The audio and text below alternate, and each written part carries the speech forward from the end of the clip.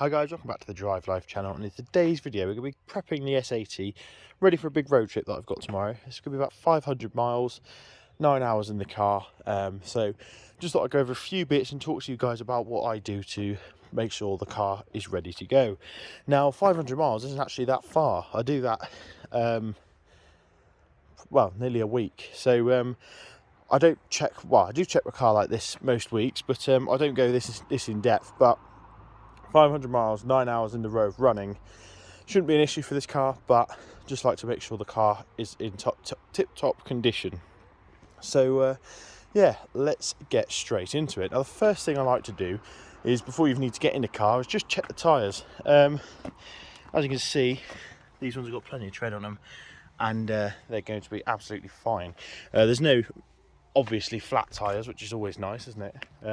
It's never nice to wake up to a couple £100 bill when your tyres have gone flat.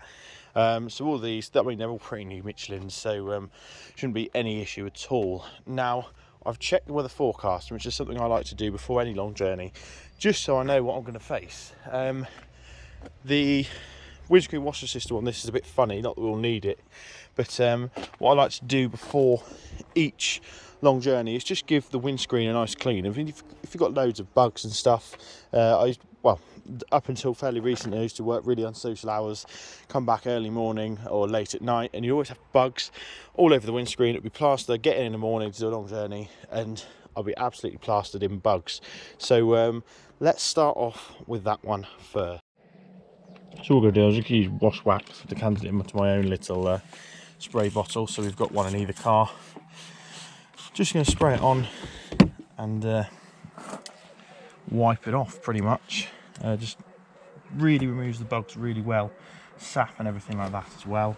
What this will also do is, because it's going to rain tomorrow, make the windscreen really aquaphobic, which means you don't get streaks and things like that when the wipers are on, which is really nice.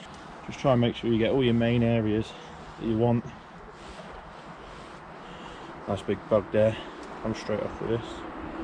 Roll your sleeves up before doing it. Also, I like to give the wipers a rub as well, just to make sure they haven't got any rubbish in them that could be scratching the windscreen. Or also like to do this on the rear glass as well. The previous video I made, I talked about how you get a lot of watermarks sat on this, which is when you're on a motorway. You want to be checking your mirrors, your blind spots, etc. And if you've got a dirty rear windscreen and you've got a car with a wiper, it can prove a bit of a nightmare if you're trying to move out or pull onto the motorway. For example, the M50 has got a pretty angled on-slip, which you end up using this rear window for. So it's good just to keep this rear window clean.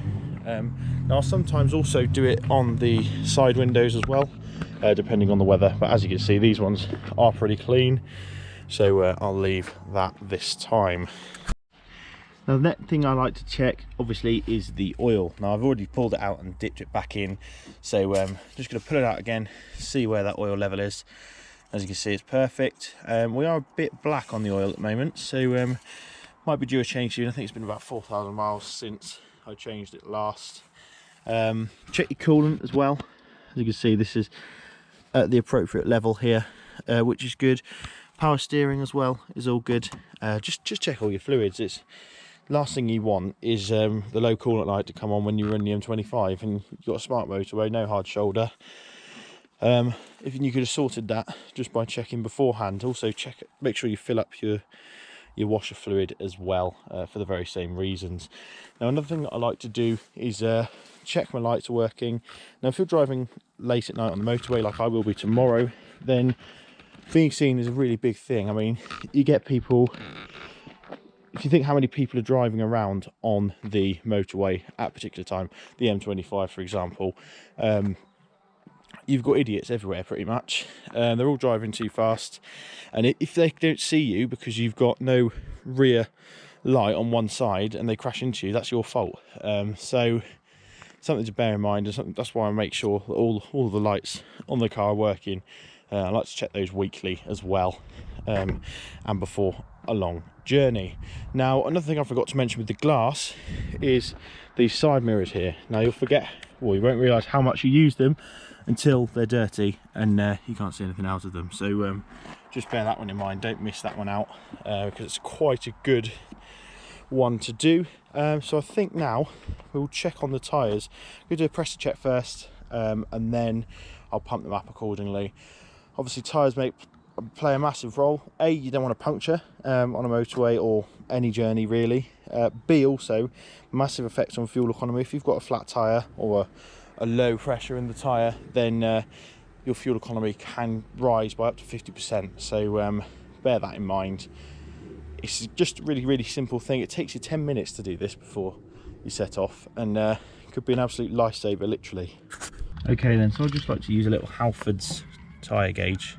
It's one of those 2-in-1 ones, so it measures the tread depth as well. These should be at 38 psi. So once you get a good seal like that, as you can see, that's 35 at the moment. So I'm going to top that one up. I'll just use a 12-volt socket compressor that I keep in the back of the car. And I'll talk about the back of the car now. Now with these tyre pressure monitors or tyre inflators, you can actually preset a number, so I'm going to preset it to 38 as per the manufacturer specs.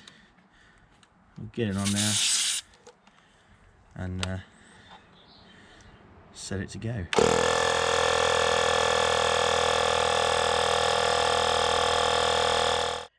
Okay, so we've done all the tyres and fluids. Just going to make sure the fuel, we've got enough fuel for the journey.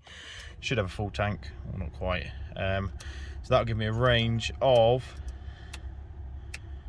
550 miles. It will definitely go up on the journey. I should get a range of about 800 miles on this car, so we're absolutely fine there.